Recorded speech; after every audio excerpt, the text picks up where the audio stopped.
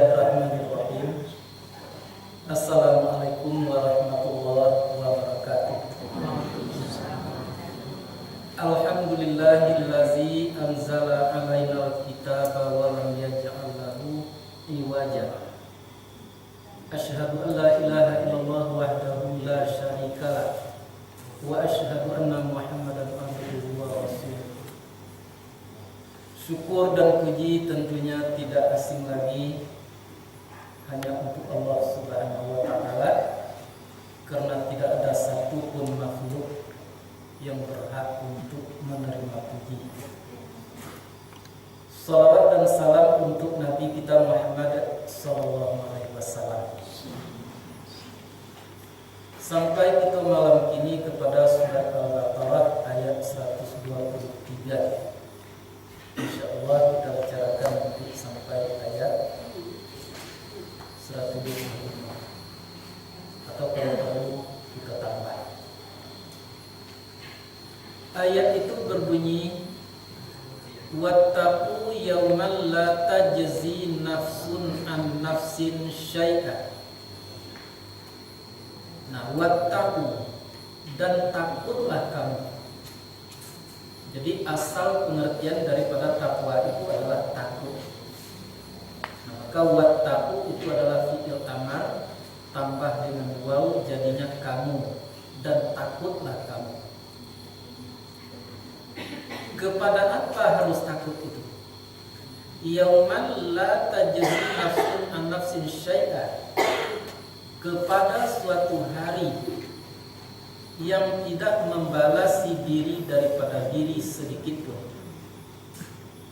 Dan sering diartikan tajzi di situ adalah menggantikan, tidak menggantikan diri daripada diri sedikit pun atau tentang sesuatu. Wala yuqbalu minha adlun, dan tidak diterima daripadanya keadilan. Yuqbalu itu fi'il yang bina bagi majhul, jumlah awal wa futiha ma qabla akhirih, diterima daripadanya keadilan. Dan sering diartikan keadilan itu dengan tebusan.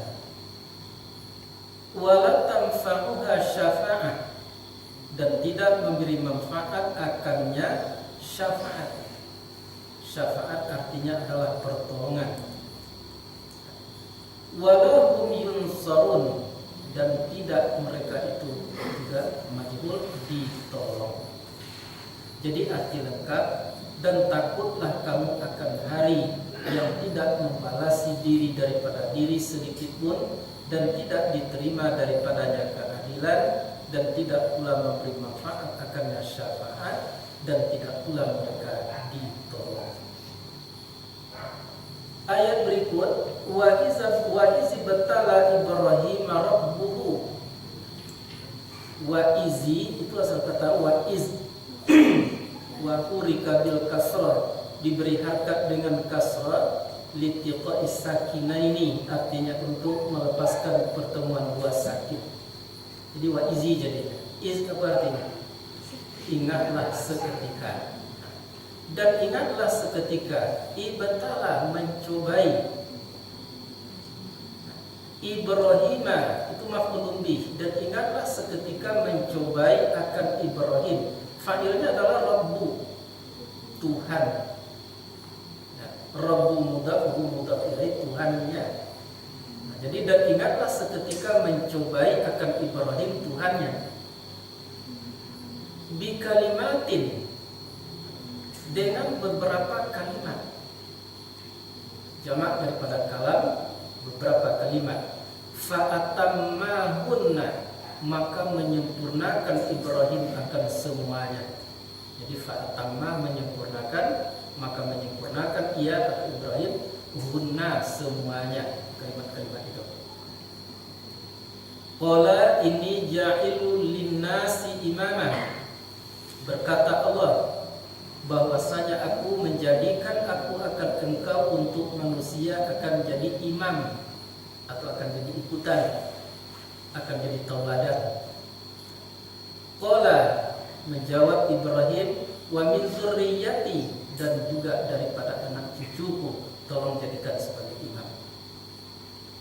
Qala, berkata Allah, la yanalu ahadiz zalimin, tidaklah mencapai akan janjiku orang-orang yang zalim.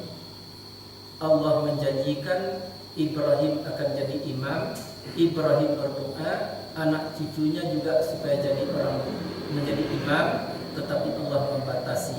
Kalau ada di antara mereka yang zalim, janjiku tidak bisa dicapainya. Wa iz ja'alnal baita masabatan linnasi. Nah, dan ingatlah seketika menjadikan kami akan rumah ini.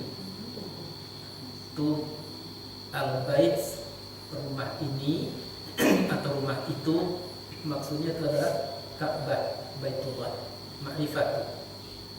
Masabatan akan menjadi tempat ibadah. Masabatan ma'rifat, nakirah.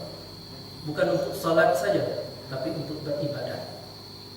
Maka induk daripada ibadah itu adalah memperhatikan ayat-ayat Allah Subhanahu wa taala. Maka disitu dinakirakan oleh Allah Subhanahu wa taala. Linnasi, untuk manusia. Ya. Nah, bukan untuk yang lain-lain, bukan untuk malaikat. Ya, apalagi bukan untuk binatang, tapi adalah untuk manusia. Wa amnan, dan aman. Jika menjadikan rumah itu aman. Kalau Ka'bah itu duplikatnya adalah masjid.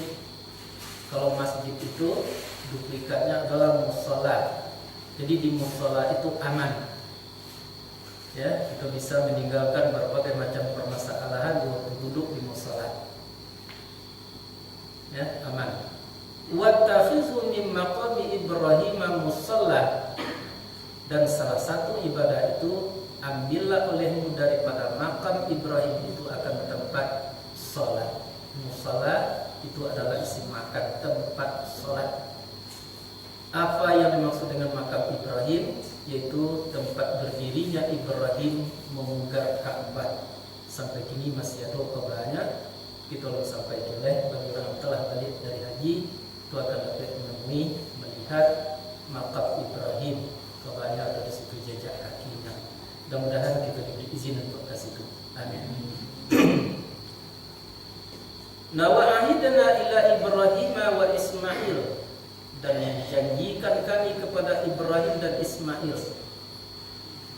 antahara, bahwa mensucikan keduanya.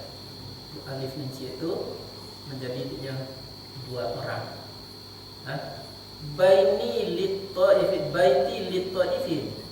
Jadi menjanjikan kami kepada Ibrahim dan Ismail bahwa mensucikan keduanya akan rumahku itu, baik itu tadi lit-ta'ifin, untuk orang-orang tawaf, wal akifin, dan untuk orang-orang i'tikaf, wal ruk'is sujud, dan untuk orang-orang rukuk lagi sujud.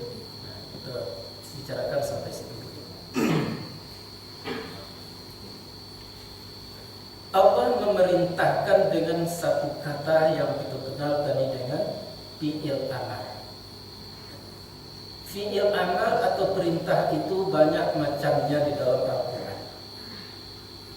Maka perintah di dalam ayat ini tentang takwa didukung oleh ayat-ayat lain betapa pentingnya takwa. Bahkan dari awal-awal Allah sudah bicara tentang takwa. Zalikal kitabul la raiba fihi hudan lil muttaqin. Oleh sebab itu tidak dapat tidak perintah bertakwa itu adalah hukumnya wajib. Takwa pada mulanya adalah arti takut. Setiap manusia sudah diberi kemampuan untuk itu. Tak ada manusia segagah apapun, segubalang apapun yang tidak mempunyai rasa takut, tidak ada. Dengan kata lain, setiap individu manusia itu sudah diberi, dititipkan ke dalam dirinya itu rasa takut. Sampai lahir ke permukaan bumi, dibawa rasa takut. Nah, sebelum rasa takut tadi termanfaatkan, maka pada waktu itu namanya baru fitrah. Ibarat kaset belum pernah dipakai. Yalah, ada rasa takut sudah ada diberi oleh Allah Subhanahu wa taala, tapi belum pernah dipakai. itu namanya baru fitrah. Sesampai di dunia, rasa itu perlu dibina. Yang membimbing itu tidak lain tidak bukan adalah wahyu Allah dan sunnah Rasul. Apa gunanya dibimbing? Supaya yang seharusnya dia takutkan, dia takuti. Yang seharusnya tidak dia takuti, tidak dia takuti. Bayangkan, kalau andai kata kita menjauh daripada Al-Quran dan Sunnah, berarti satu rasa tadi banyak tuh, rasa takut yang telah diberi oleh Allah Subhanahu Wa Taala itu tidak akan terbimbing, terarah kepada yang benar.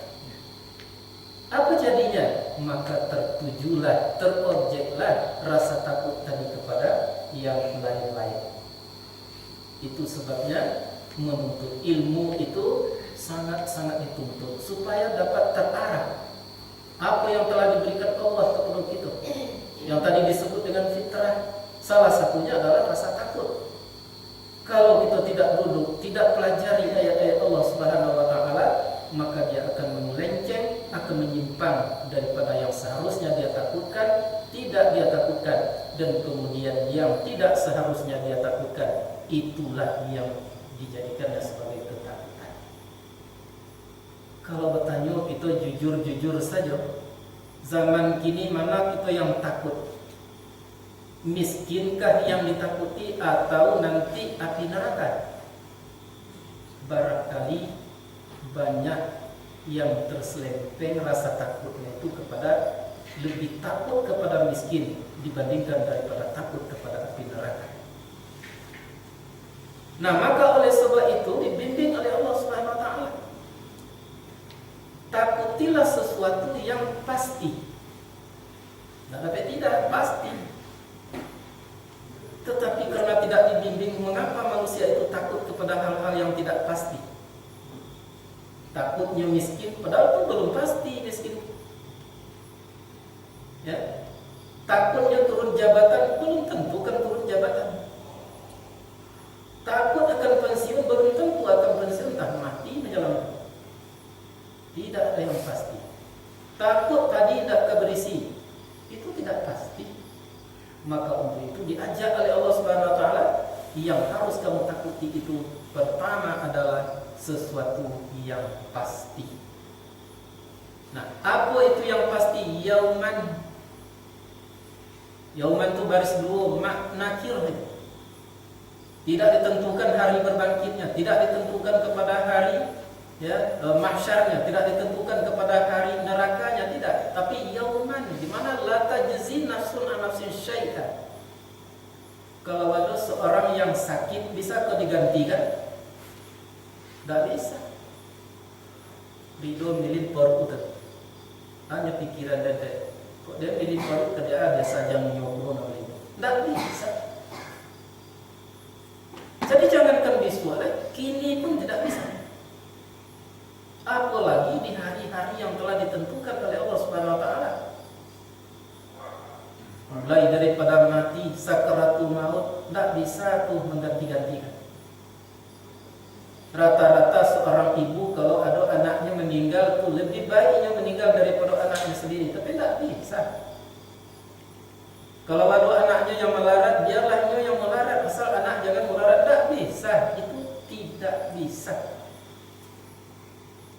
Jadi bisa diartikan itu hari yang tidak memberi manfaat atau tidak menggantikan diri daripada diri sedikit pun di dalam berbagai macam peristiwa.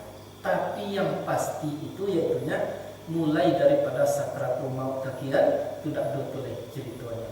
Jadi maka ahli mufasir mengartikan yauman tadi dengan hari mahsyar atau hari kiamat. Tapi sebenarnya mulai dari kini sudah ada hari ini. Tak bisa ganti menggantikan. Maka oleh sebab itulah kembali kita kepada persoalan pokok. Semakin kita mengerti tentang ayat-ayat Allah, bukan saja sekedar tahu, ya, tapi mengerti, paham kita tentang ayat-ayat Allah Subhanahu Wa Taala, maka akan semakin terbimbinglah rasa yang telah dititipkan Allah Subhanahu Wa Taala di dalam diri kita sendiri. Banyak rasa itu, rasa malu, rasa harap, rasa iman segalanya sudah diberi oleh Allah Subhanahu wa taala. Rasa takut itu yang dibicarakan di dalam ayat itu.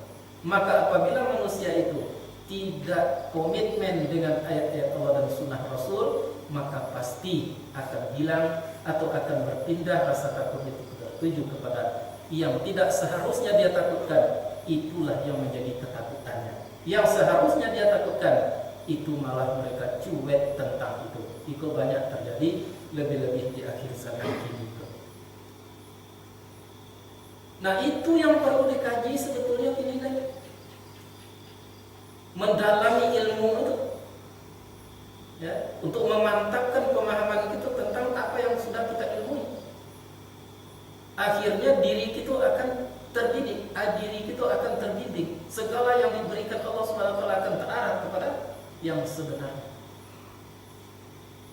Maka untuk itulah tadi tertarik Pak tadi mengaji. Duduk saja kalau lolok dapat je pahala je baru kan itu. Kalau lagi duduk ada saji, lagi duduk di dalam halaqah pengetahuan. Tapi duduk aja kalau lolok tidur tu tak ada.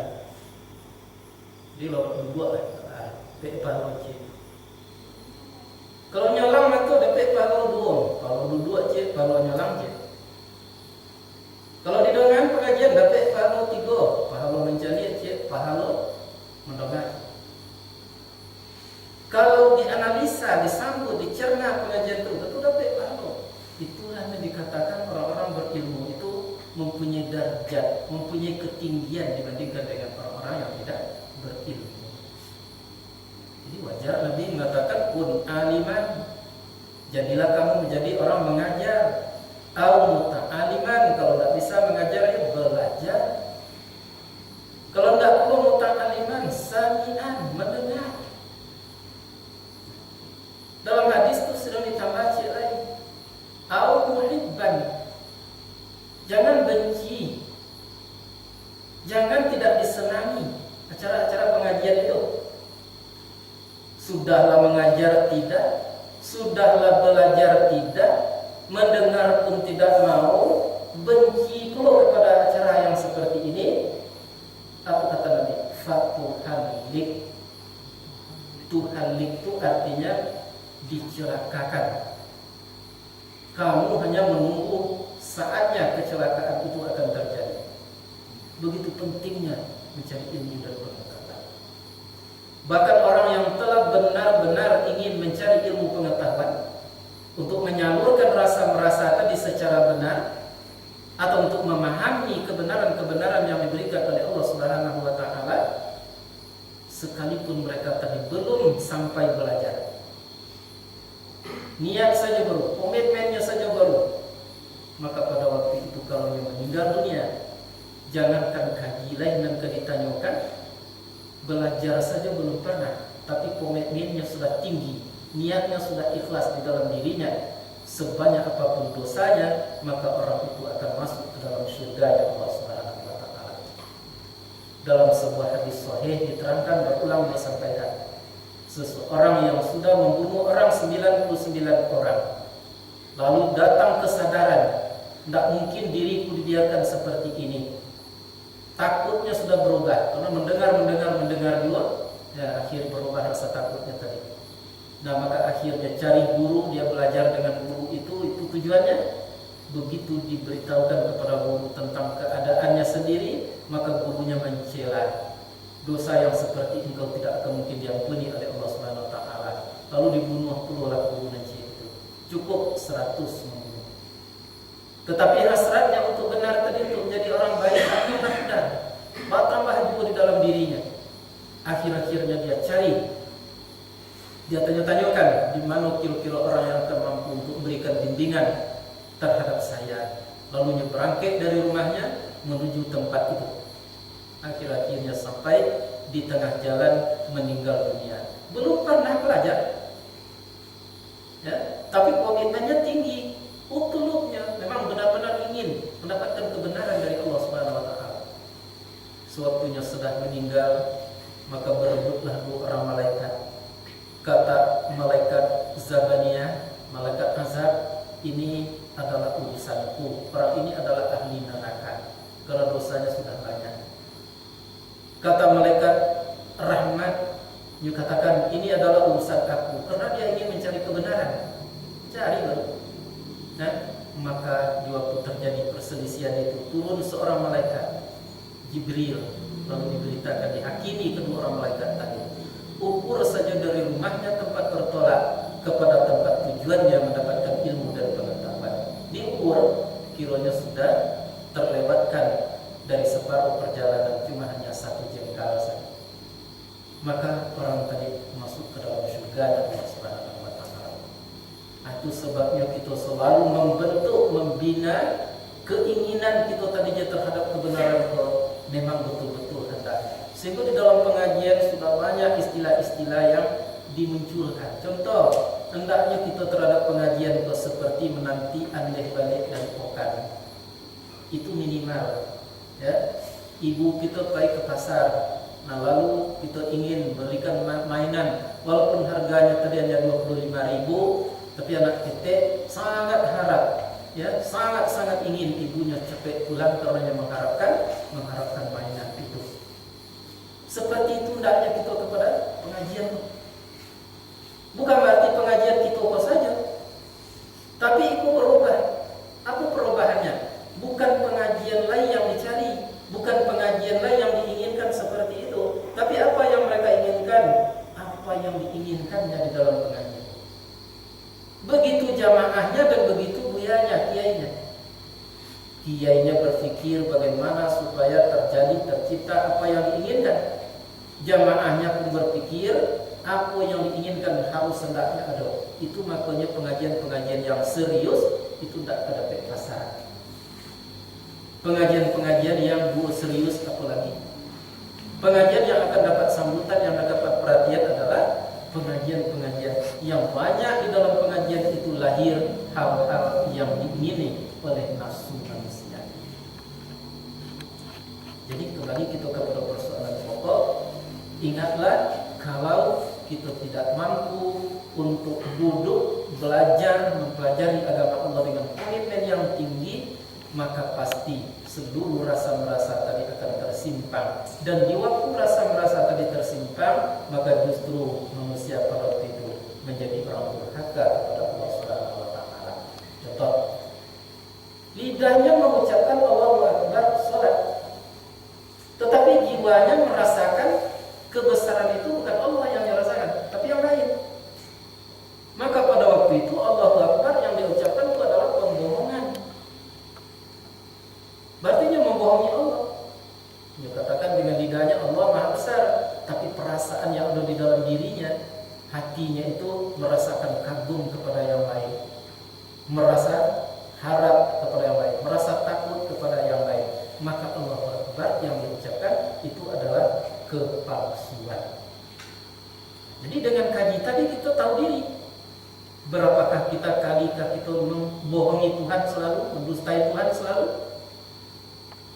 Nah, itu sebabnya kita banyak-banyak minta ampun kepada Allah Subhanahu wa taala. Dibaca Allahu Akbar berarti membohongi Allah karena rasa merasa tadi tidak tepat guna. Dibaca Bismillahirrahmanirrahim, nah, menjadi tersimpan, tidak menurut semestinya. Setiap kata yang ada dari apa yang kita ucapkan itu, nah, itu bernilai pembohongan terhadap Allah Subhanahu wa taala. Bismillahirrahmanirrahim itu katanya limut bi ismi Allah Ar-Rahman Ar-Rahim. 5 kata. Di waktu dia ucapkan Bismillahirrahmanirrahim, dia tidak merasakan dengan Allah, dilihat Allah, didengar Allah, diketahui Allah. Dia tidak merasakan bahwa apa yang dia lakukan itu tersebar dari Allah, disertai oleh Allah Subhanahu wa taala. Maka berarti dia sedang berbohong dengan satu kata itunya, membohongi Allah Subhanahu wa taala. Begitu susah. Nah, jadi panjang pembicaraan kita. Maka pembohongan-pembohongan itulah yang disebut dengan kemunafikan. Pembohongan itu disebut dengan kemunafikan. Nah, cari ya. Di waktu orang-orang munafik itu bertemu dengan orang beriman, dia bohongi orang beriman, kami beserta kamu. Kalau dia kembali kepada konco-konco mereka, dia mengatakan kami mengolok-olokkan mereka. Jadi berarti dia berpihak bohong, keduanya dia bohong. Jadi orang yang munafik adalah orang yang bohong. Maka dibagilah kemunafikan. Ada kemunafikan, itu kemunafikan as-sughra, ketek, membohongi orang. Ya. Dan kemudian ada pembohongan itu, kemunafikan itu yang menengah kelasnya, membohongi diri.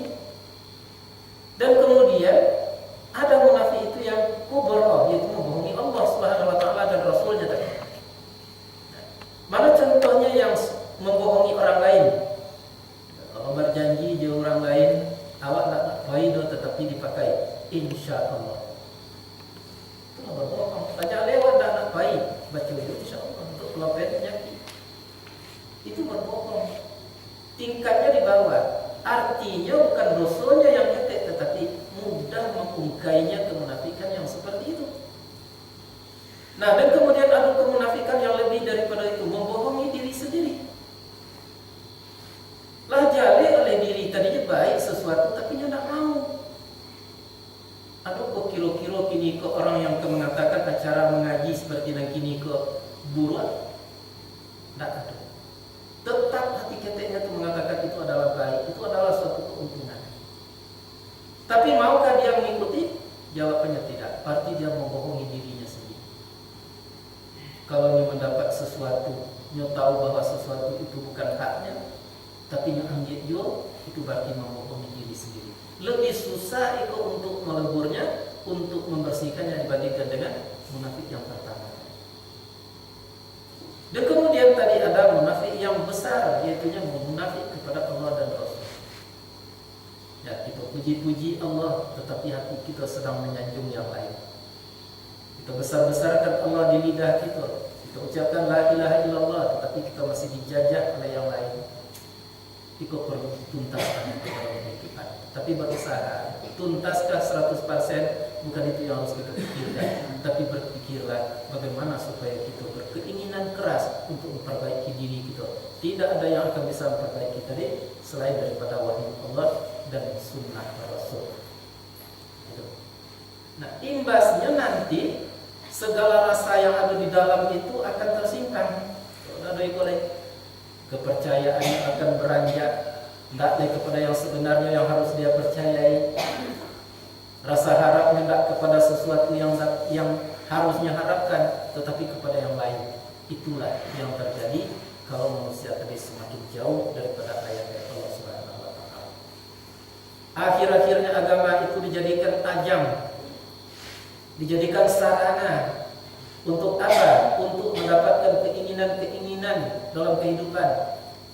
Kalaulah seperti itu, apalah itu akan terjadi berikutnya, terjadi pertentangan. Ya, terjadi nanti itu pendiskreditan. Pak kecil, Pak tadi, ya, mau mengaji ke kiri, buyanya kene, buya di dalam TV dan TV-nya kadang-kadang 29 inci, sekarang dindiam, buyanya kadang-kadang. Itu alasan yang tidak tepat, yang tidak benar. Ya. Mengapa? Karena indak godang ketek tuh buya tadi dan harus perhatikan. Quran akan diperhatikan, bukan buyanya. Unzur biqal wala tanzur ila manqal. Perhatikanlah perkataannya, Quran kah, sunnah kah atau tidak? Berlawanan dengan Quran dan sunnah. Jangan dilihat orangnya. Seganteng apapun orangnya itu tidak peduli. Seburuk apapun orangnya itu tidak peduli. Yang peduli apa yang harus dipedulikan apa? Gifal dengan perkataannya. Seperti Imam Syafi'i itu kalau berkata dua saja pangkat kecilnya. Qala Allah Ta'ala atau qala Nabi sallallahu alaihi wasallam. Kalau yang memberikan fatwa. Artinya perkataannya adalah Quran dan sunnah. Tapi kinilah dialih, enggak Quran dan sunnah lain apa? Kitab. Ya. Menurut kitab itu, menurut siang itu berulang juga disampaikan, tidak pernah disampaikan. Itu bukan membatalkan kitab, tetapi yang harus dikaji itu adalah Al-Quran dan kitab-kitab itu untuk pedoman. Sebab kalau kita fanatik kepada kitab, kitab itu kan ditulis, kan hasil buat pemikiran manusia tentang sesuatu. Itu bisa dipengaruhi. Kitab apapun bisa dipengaruhi. Kitab Ibnu Taimiyah itu bisa dipengaruhi. Kitab apapun bisa dipengaruhi oleh jalan pemikiran manusia setidaknya. Nah, itu sering itu ditanyakan kitab A dan dikaji di situ. Itulah jadinya pendiskreditan. Kalau dijawab dengan Quran yang dikaji, mereka tak puas. Padahal Quran ini adalah merupakan induk daripada kita. Maka oleh sebab itu banyak kitab yang kadang-kadangnya tidak sesuai dengan Al-Quranul Karim. Banyak itu pendapat-pendapat ulama. Bukan berarti salah, tetapi berarti ya seperti itulah baru pendapat orang yang menulis kitab semasa itu. Dulu pernah contohkan, kalau dalam kitab-kitab lama itu zarah itu artinya adalah biji bayam. Nah, tetapi kini berubah artinya bukan biji bayam lagi, menjadi benda terkecil, atom dan lain sebagainya. Masihkah kita akan berpegang kepada kitab-kitab lama tentang zarah? Tidak mungkin, karena dunia tadi berkembang, ilmu pengetahuan tadi berkembang. Itu jadinya. Nah, lalu untuk mendukung, untuk membenarkan mereka pakailah istilah-istilah yang ada di dalam Islam. Betul, Ahlus Sunnah wal Jamaah. Mereka katakan dirinya adalah Ahlus Sunnah wal Jamaah dengan berbagai macam alasan.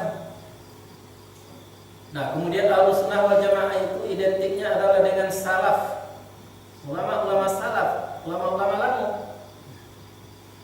Karenanya mengikut salaf, ulama salaf tadi, berilah dirinya tadi gelar nama salafiyah. Jadi kalau salaf ulamanya, kalau salafiyah pengikutnya. Kalau syafi'i orangnya, kalau syafi'iyah ulama-ulama yang mengikut syafi'i. Akhirnya mereka merasakan orang yang tidak seperti dia bukan salafiyah, bukan Ahlus Sunnah wal Jamaah. Padahal kalau dikaji lebih jauh, apa arti tadi salafiyah? Orang yang mengikut ulama-ulama terdahulu, salafiyah. Adakah di antara kita yang tidak mengikut ulama-ulama terdahulu? Tidak ada.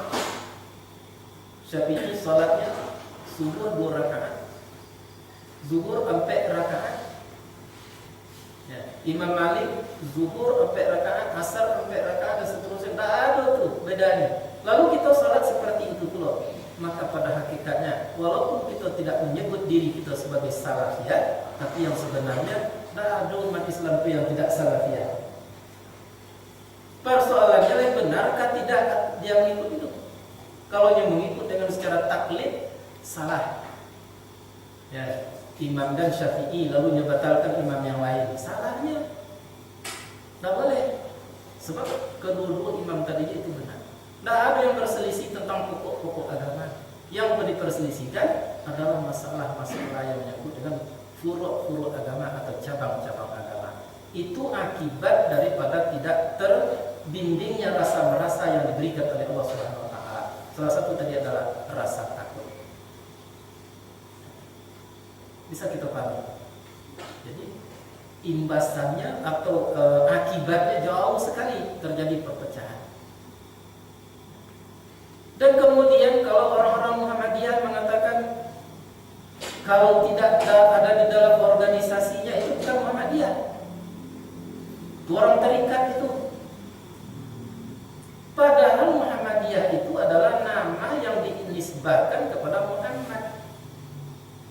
Kalau Syafi'i tadi orangnya Syafi'iyah, pengikut Syafi'i. Kalau salaf ulama lama, salafiyah orang yang mengikut ulama salaf. Kalau Muhammad Nabi, kalau Muhammadiyah orang mengikut Nabi. Jadi mereka seenaknya mengatakan tidak orang Muhammadiyah. Berapa dosanya itu? Menuduh orang bukan orang Muhammadiyah karena tidak berada dalam organisasi Muhammadiyah. Jadi itu menandakan bahwa ilmu mereka itu adalah sangat-sangat tipis sekali. Yang dikatakan Muhammadiyah adalah hanya organisasi, padahal yang Muhammadiyah itu adalah orang yang mengikut Muhammad SAW. Itu makanya terjadi waktu Buyatu Muhammadiyah itu Buyatu tarikat tuh. awak orang Muhammadiyah, tunggu sajalah gilirannya, pasti akan dimuhlikatkan oleh Allah, tuhlikatkan oleh Allah Subhanahu wa taala. Nah, betujuan Nahdiyin yang mengklaim dirinya sebagai Nahdiyin, orang yang mendapat mengikut petunjuk yang diberikan oleh Allah Subhanahu wa taala. Padahal semua orang ya, kecuali nan salah-salah tentang akidahnya, itu ya tidak bisa kita benarkan. Jadi balik itu kepada pokok persoalan. Kalau yang di dalam itu yang sudah tersimpan karena tidak dibimbing oleh wahyu Allah Subhanahu wa taala, akibatnya tidak tanggung-tanggung. Manusia itu tergantung kepada hatinya, pemahaman yang ada di dalam hatinya. Lahum qulubul la yafqahuna biha, dipenuhkan jahanam itu dengan jin dan manusia. Mereka punya hati tapi tidak paham hatinya tadi. Yang harusnya takut tidak itu yang dia takuti. Yang harusnya harapkan tidak itu yang dia harapkan. Akan dipenuhkan nanti jahanam itu oleh orang-orang semacam itu. Tidak ditujukan oleh Allah apakah orangnya itu tukang sabit rumput, apakah orangnya itu orang milioner, tidak dibicarakan oleh Allah. Karena mungkin saja orang-orang sabit rumput karena ini penyakit itu. Bisa saja orang-orang khusus seperti orang-orang milioner, orang kaya, karena ini sakit itu. Para jenderal dan para menteri, mungkin saja bahkan para kiai-kiai pun akan dirasuki oleh penyakit-penyakit perpindahan rasa. Jadi kalau kita beri judul keterangan sementara itu adalah ya, bertukar rasa karena tidak dibimbing dengan wahyu Allah Subhanahu wa taala. Itu sebetulnya. Jadi untuk itulah Allah memerintahkan wajib tidak tapi tidak. Wattaqu, dan takutlah kamu akan suatu hari yang tidak membalas diri daripada diri sedikit pun. Tanya diri. Itu tadi hadisnya, hadis boleh tanah nasi uang lado. Apa tadi tujuannya nih Pak? Kalau lo Pak, dah baca tayo diri topo idado. Yang sedang ditakuti gini. Kita harus tahu tuh. Entah apa yang ditakutkan, itu yang paling ditakutkan, yang seharusnya ditakutkan kita sepelekan, itu adalah suatu merek ya, bahwa seseorang itu adalah penghuni neraka. Nah, jadi penghuni neraka itu mereknya tidak sesuai dia yang di dalam. Botolnya hebat, isinya tidak hebat. Itu pernah ditanyakan. Ada botol mereknya babi putih, isinya madu lebat. Kemudian ada pula botol di sebelahnya, mereknya tawon, tapi isinya minyak babi. Mana pilih? Biarlah merek babi, tetapi madu isinya. Dengan kata lain, biarlah tak nampak kelebihan, tak nampak eloknya secara lahir. Buyanya tak modang, ya dari dole cuma, tidak masalah. Isinya yang penting. Aku dapat kedua dah. Isinya madu, mereknya lobat. Aku jarang mencari di zaman kita ini. Kalau dulu pernah disampaikan itu, lihatlah airnya, jangan sibuk dengan pencurannya. Mungkin istilah itu tidak terlampau menasional, sulit diterima orang. Nah, kini kita ganti. Biarlah botolnya bermerek babi, asal isinya madu lebah. Tapi yang terjadi karena yang takut tadi sudah berpindah kepada yang lain-lain. Merek punya perhatian. Sudah-sudahnya tertipu. Itu nanti ditanya, masalah kakum fi sakar, apa yang membuatmu masuk ke dalam neraka sakar ini? Jawabannya nanti, mereka sholat, tetapi tidak dengan Tuhan di dalam kehidupan. Kan bisa dipahami ya? Merek sholat, nampaknya tidak terlalu rajin sholat, tidak boleh berputih apapun, tapi tidak ada dengan Tuhan sedikit pun. Kemunafikan sama sekali. Mengucapkan Allahu Akbar, tapi yang lain yang dibesarkan neraka sakar. Bukan tak sembahyang di situ lam naku minal musallin, kami ini tidak termasuk kepada orang-orang yang berhubungan dengan Allah, baik di dalam salat ataupun di luar salat. Jadi oleh sebab itulah kita dituntut oleh Allah tadi takut, karena itu pasti akan kita hadapi nanti. Nah, ada itu yang kita hadapi. Nah, jadi kalau kita soal, kita tanya gini, apa hari itu tuh? Yaitu yang mulai daripada hari mati sampai berikutnya nanti. Tidak boleh seseorang bisa menolong seseorang kecuali orang yang hidup. Ya, mati orang di tsunami petangkuan, tak bisanya antara inyo sama inyo tadi tolong menolong ganti mengganti, tidak bisa. Yang bisa apa lagi orang yang hidup lah yang harus menolong. Nah, jawab kita tolong diatur oleh agama. Berdoa kita untuk ini diajarkan oleh Rasul itu, oleh Allah itu. Ya, Rabbana ighfir lana dzunubana wa liwalidayna warhamhuma kama rabbayana shaghira. Nah, jauh dinantian dia Pak mati dari muka kedua itu awak. Itu berlaku untuk orang hidup, berlaku untuk orang mati, apalagi yang telah matinya sedang menunggu itu. Nah, maka sekali-sekali tataplah wajah bapak kita yang telah meninggal. Lihatlah jasa, pikirkanlah kebaikannya terhadap kita. Mintakan ampun kepada Allah. Kalau keduanya sudah meninggal, tatap wajahnya. Jelaskan di dalam hati kita, dia tadi itu adalah sedang mengharap, sedang menunggu pertolongan daripada kita. Tapi karena terjadinya salah rasa tadi, akibatnya pun sampai ke situ. Dia katakan bahwa orang mati itu tidak sampai kepada yang lain. Kok dibacakan Quran tak sampai pahalanya, kalau ditahlilkan tak sampai pahalanya. Akhir-akhirnya orang mati tadi mati begitu saja. Tapi anehnya mereka menyerukan, melarang kalau ada kematian jangan meratap, karena ratapan ahli waris akan menyiksa mayat di dalam kubur. Begitu, tidak mengertinya kadang-kadang orang-orang yang terjauh daripada bimbingan wahyu Allah Subhanahu wa taala. Kalau Nabi mengatakan mayat tersiksa di dalam kubur karena ratapan ahlinya, keluarganya, mengapa Tuhan tidak memberikan kelapangan kepada mayat dalam kubur dikarenakan pembacaan zikir daripada keluarganya?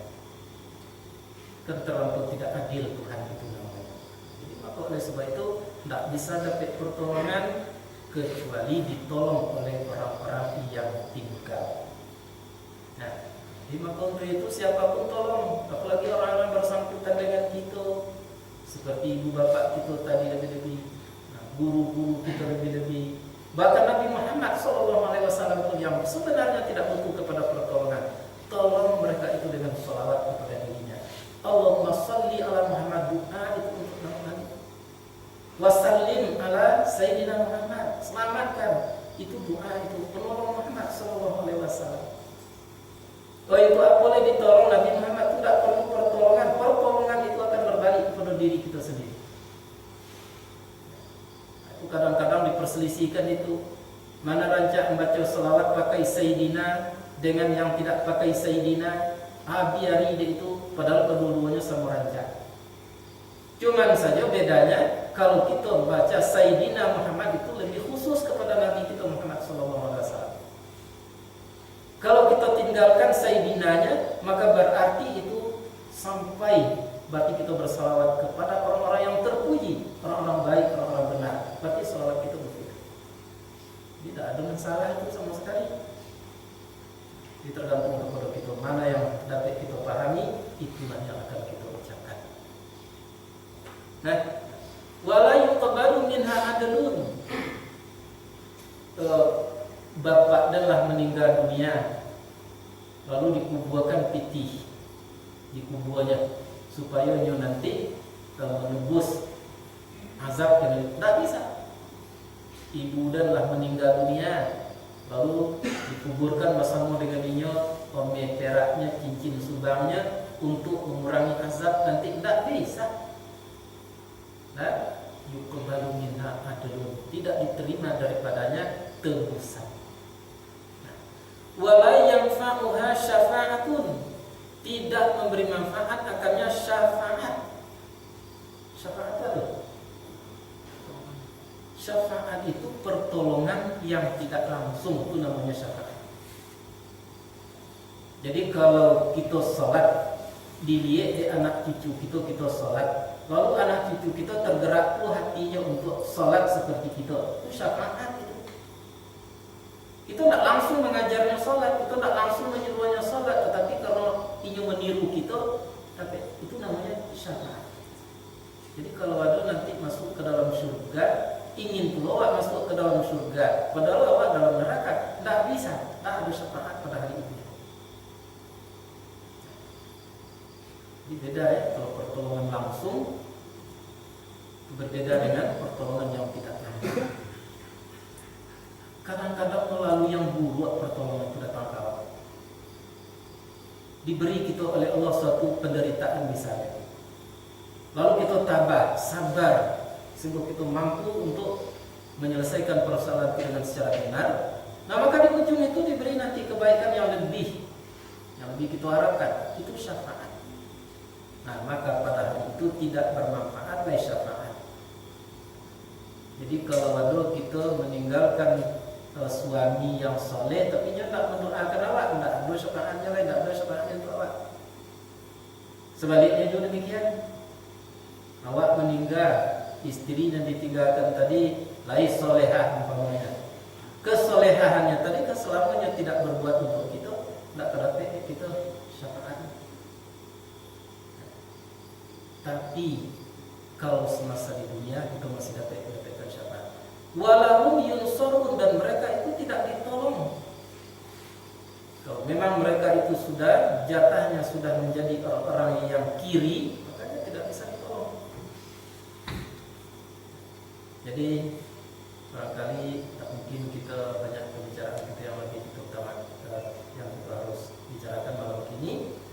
Ambillah garis benang merah daripada satu ayat itu, yaitu jangan sampai rasa yang telah diberi oleh Allah Subhanahu wa taala, berbagai macam kemampuan rasa yang sudah diberi oleh Allah, jangan sampai tidak terobjek kepada yang benar. Atau kita pahami, selama kita tidak dibimbing oleh wahyu Allah dan sunnah Rasul, maka rasa merasa itu tetap akan tersimpan. Bisa dipahami? Rasa takut yang dibicarakan situ. Itu makanya banyak orang-orang tidak mengerti dengan ayat-ayat Allah Subhanahu wa taala, rasa takutnya lebih kepada yang tidak seharusnya dia takutkan, kurang bahkan tidak takut sama sekali kepada sesuatu yang harusnya takutkan, yang wajib dia takutkan. Nah, maka oleh sebab itu kita tidak bisa berdiri sendiri saja, melalui Quran saja tidak bisa, harus melalui orang-orang tertentu. Guru, mursyid, pembimbing, ya, dari Nabi awalnya itu. Kalau kita tidak akan mengerti, maka seluruhnya itu diberitahukan tentang Ibrahim oleh Allah kepada mereka. Dan ingatlah, apa itu? Seketika mencobai akan Ibrahim Tuhannya dengan beberapa kalimat. Banyak kalimat. Kalau beberapa kalimat itu kalimat yang terjamak taksir itu, ya, dan jamak panas. Banyak kalimat. Salah satu contohnya kalimat masuk api, membantai anak, mengantarkan si istrinya Siti Hajar ke negeri Makkah yang penghuninya menjadi dikatakan tidak ada waktu itu, tidak ada air, tidak ada makanan, tidak ada minuman. Itu kalimat sama sekali untuk menguji Ibrahim. Apa yang terjadi? Fa'atammahunna, maka menyempurnakan Ibrahim akan seluruhnya. Itu yang akan dicontoh, itu yang akan dijadikan takbir, ya, ditadaburi. Mengapa Ibrahim sampai seperti itu? Karena takutnya memang kepada Allah Subhanahu wa taala, jawaban tadi. Sehingga apa yang dikatakan Allah, yang diperintahkan Allah, kalimat apapun yang disuruh sempurnakan sama sekali, sampai menyembelih anaknya sendiri. Ini bantai anak. Itu. Bayangkan dengan kita. Dan kita jangankan membantai anak, kalimat akan diberikan ke kita. Lain, membantai ayam pemenang anak pun kita tidak mampu. Ya, mencuci ayam. Nah sudah itu kau dibantai, menggigit karena tak mampu bantai. Ya kan anak itu dibantai kan? Mengapa? Karena takut itu belum sepenuhnya terobjek hanya kepada Allah Subhanahu Wa Taala. Masih takut kepada yang lain, masih harap kepada yang lain, masih gamang kita melaksanakan perintah Allah. Kalau perintah Allah tadi Rasulullah SAW